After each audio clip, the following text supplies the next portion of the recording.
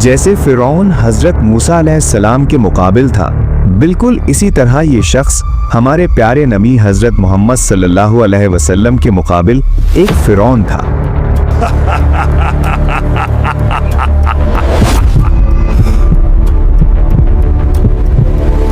ये आदमी तकब्बुर और जुल्म की जीती जागती तस्वीर था। उसने खुलेआम ये दावा किया था कि वो अपनी ताकत, अपने कबीले और अपनी बेपनाह दौलत के जोर पर इस्लाम को मिटा देगा। वो मक्का का सबसे बाअसर और सबसे ताकतवर इंसान था।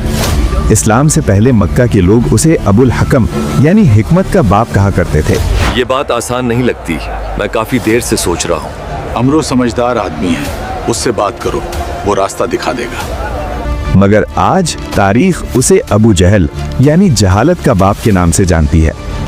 ये कहानी सिर्फ एक शख्स की नहीं, बल्कि हक और बातिल के दरमियान एक फैसला कुन मार्के की दास्तान है।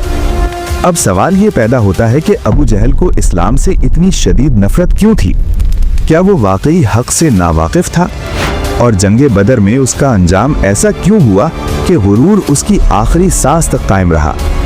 ये जानकर आप हैरान रह जाएंगे। तो आइए शुरू करते हैं अबू जहल की वो अनकही दास्तान जो बहुत कम लोग जानते हैं। अबू जहल का असल नाम अम्र बिन हिशाम था। इसका ताल्लुक कबीला बनु मखजूम से था, जो मक्का के सबसे बाअसर और ताकतवर कबाइल में शुमार होता था। कबीला मखजूम मक्का की हिफाजत का जिम्मेदार समझा जाता था। इसका वालिद हिशाम बिन मुगीरा कुरैश का एक बड़ा सरदार और निहायत दौलतमंद शख्स था। वो तिजारत के जरिए अरब के दूर दराज इलाकों से माल मंगवाता और रवाना करता था। इसी वजह से अबू जहल को बचपन ही से क़यादत और कारोबार की अमली तरबियत मिली। इसकी परवरिश ऐशो अशरत में हुई। इसने आला तालीम हासिल की। वो पढ़ने लिखने, शायरी और खिताबत में गैर मामूली महारत रखता था। लोग इसकी जहानत और इसके पुरअसर अंदाज़े गुफ्तगू से बहुत मुतासर होते थे। इसके नज़दीक कबीले की इज्जत और ख़ानदानी वक़ार हर चीज़ से बढ़कर था। वो बुत परस्ती का पुरजोश हामी था, क्योंकि उसके नज़दीक काबा में रखे गए बुत सिर्फ मजहबी निशानियां नहीं थे, बल्कि मक्का की मईशत और तिजारत की बुनियाद थे। वो कहता था, मोहम्मद कहते हैं कि तमाम बुत गिरा दो। क्या उन्हें यह भी मालूम नहीं कि इन्हीं बुतों की वजह से मक्का की मईशत जिंदा है? दूर दराज इलाकों से लोग काबा में मौजूद बुतों की इबादत के लिए आते, मक्का से सामान खरीदते और इस तरह मक्का के सरदारों को भारी मुनाफा हासिल होता था। अबू जहल को यह खौफ था कि अगर इस्लाम फैल गया तो ये पूरा निजाम जमीन बोस हो जाएगा। वो खुद को मक्का और काबा की इज्जत और वकार का मुहाफिज समझता था। फिर वो दिन आया जब गारे हिरा में हजरत मोहम्मद सल्लल्लाहु अलैहि वसल्लम पर पहली वही नाजिल हुई।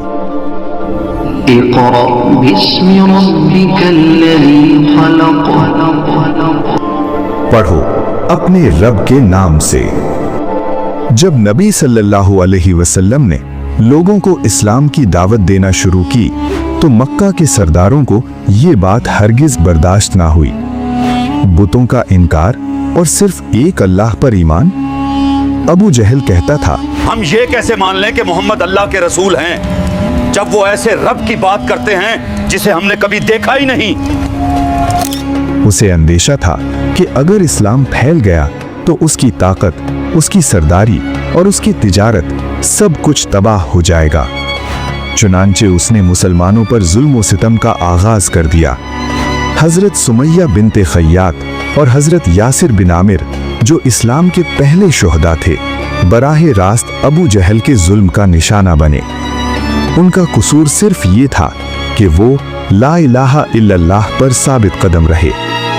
इसी तरह जब एक हबशी गुलाम हजरत बिलाल रदियल्लाहु अन्हु मुसलमान हुए तो उमैया बिन खलफ और अबू जहल ने उन्हें तपती रेत पर लिटा दिया, उनके सीने पर भारी पत्थर रखे और कहा, तुम्हें बस एक ही मौका मिल रहा है, अपना दीन छोड़ दो और हम सबकी मर्जी मान लो। लेकिन बिलाल रदियल्लाहु अन्हु सिर्फ यही पुकारते रहे। इब्तदा में मक्का के सरदार सिर्फ कमजोर और गरीब मुसलमानों को निशाना बनाते थे, लेकिन कुछ ही अरसे बाद हजरत अबू बकर, हजरत अब्दुर रहमान बिन औफ और यहाँ तक कि खुद नबी सल्लल्लाहु अलैहि वसल्लम भी उनके जुल्म से महफूज ना रहे। एक दिन जब नबी सल्लल्लाहु अलैहि वसल्लम काबा के पास नमाज अदा कर रहे थे तो अबू जहल और उसके साथियों ने ऊंट की ओझड़ी आप सल्लल्लाहु अलैहि वसल्लम की गर्दन पर रख दी। हजरत फातिमा रदी अल्लाह अन्हा दौड़ती हुई आईं, रोते हुए नबी सल्लल्लाहु अलैहि वसल्लम के कपड़े और बाल साफ किए और दुआ की, ऐ अल्लाह, जिसने मेरे नबी को तकलीफ दी है तो उसे हलाक कर दे। अबू जहल ने हर मुमकिन कोशिश की कि लोग नबी सल्लल्लाहु अलैहि वसल्लम से दूर रहें।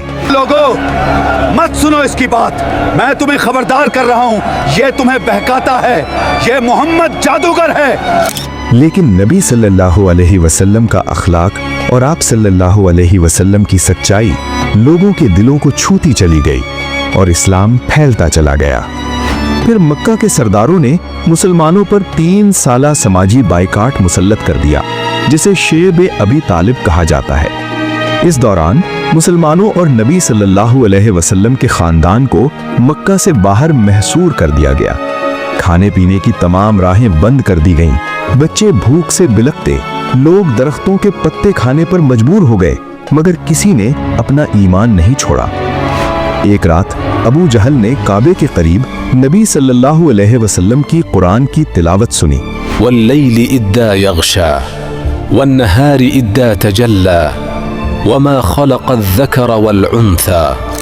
वो दिल ही दिल में मुतासिर हुआ, मगर कबाइली गुरूर और सरदारी का नशा उसे हक कबूल करने से रोक गया। उसने खुद कहा, मैं जानता हूँ कि मोहम्मद जो कहते हैं वो हक है, लेकिन अगर मैंने उसे मान लिया तो मेरी सरदारी खत्म हो जाएगी।